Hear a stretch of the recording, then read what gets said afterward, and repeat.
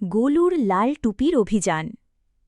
এক ছিল গোলু, এক মোটা পাকা দুধে কালো রঙের ছোট্ট প্যান্ডা।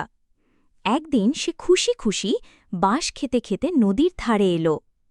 তখন হঠাৎ এক দমকা হাওয়ায় ওর প্রিয় লাল টুপি উড়ে গেল নদীর ওপারে। গোলু তো ভীষণ কাঁদো কাঁদো হয়ে পড়ল।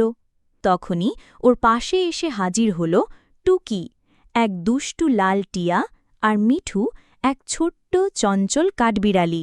ওরা বলল, চলো গোলু, আমরা একসাথে তোমার টুপি নিয়ে আসি।